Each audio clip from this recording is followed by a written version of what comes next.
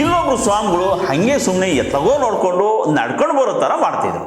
ಅದನ್ನು ಒಂದು ಹುಡುಗ ಕ್ಯಾಮ್ರಾ ಹಿಡ್ಕೊಂಡು ಶೂಟ್ ಮಾಡ್ತಿತ್ತು.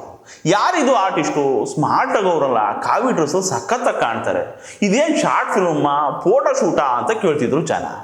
ಅಯ್ಯಯ್ಯೋ, ಇವರು ಆರ್ಟಿಸ್ಟ್ ಅಲ್ಲ ಕಣ್ರಿ, ರಿಯಲ್ ಸ್ವಾಮಿಗಳು. ಏನೋ ಪೋಸ್ಟ್ ಗಿಸ್ಟರ್ಗೆ ಹಾಕ್ಸೋದಕ್ಕೆ ಒಂದು 4 ಒಳ್ಳೆ ಫೋಟೋ ಬೇಕು, ಅವು ನ್ಯಾಚುರಲ್ ಆಗಿರ್ಬೇಕು ಅಂತ ಹೇಳ್ಬಿಟ್ಟು ಒಂದು ಫೋಟೋ ಶೂಟ್ ಮಾಡಿಸಿದಾರೆ ಅಷ್ಟೇ.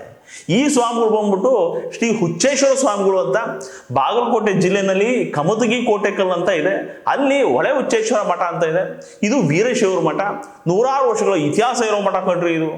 ಈ ಶಿವಶರಣ ಮರಣ ಸಿದ್ದೇಶ್ವರರು ಇದ್ರಲ್ಲ, ಇವರು ನಿರ್ವಾಣ ಶಿವಯೋಗಿಗಳಾಗಿ ಕಟ್ಟಿದ ಮಠ ಇದು. ಇವಾಗ ಇಲ್ಲಿಗೆ ಈ ಹುಚ್ಚೇಶ್ವರ ಸ್ವಾಮಿಗಳು ಪೀಠಾಧಿಪತಿಗಳು.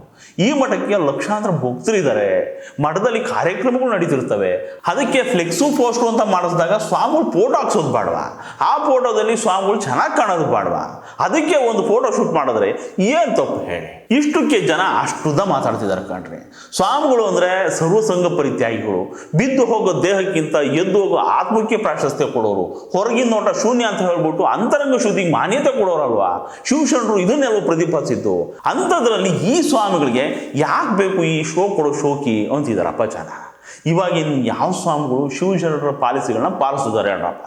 ಜಾತಿನೇ ಬೇಡ ಕಣ್ರಪ್ಪ ಅಂತ ಬಸವಣ್ಣ ಎಲ್ರಿಗೂ ಲಿಂಗಧಾರಣೆ ಮಾಡಿಬಿಟ್ಟು ನಾವೆಲ್ಲ ಲಿಂಗಾಯತರು ಅಂದರೆ ಇವಾಗ ಜಾತಿಗೊಂದು ಮಠ ಮಾಡಿಕೊಂಡು ಜಾತಿಗಳನ್ನ ಉದ್ಧಾರ ಮಾಡ್ತೀವಿ ಅಂತ ಓಡಾಡ್ತಿದ್ದಾರೆ ಮಠಾಧೀಶರು. ಎಲ್ಲರೂ ಜಾತಿಗೆ ಸ್ವಾಮಿಗಳಾಗ್ತಿದ್ದಾರೆ ಬಿಟ್ರೆ ಲೋಕಕ್ಕೆ ಯಾರಪ್ಪ ಸ್ವಾಮಿಗಳಾಗ್ತಿದ್ದಾರೆ? ಹಿಂಗಿರ್ಬೇಕಾದ್ರೆ ಈ ಸ್ವಾಮಿಗಳು ಒಂದು ಫೋಟೋ ಶೂಟ್ ಮಾಡಿಸ್ಕೊಂಡ್ರೆ ಏನಪ್ಪ ತಪ್ಪು?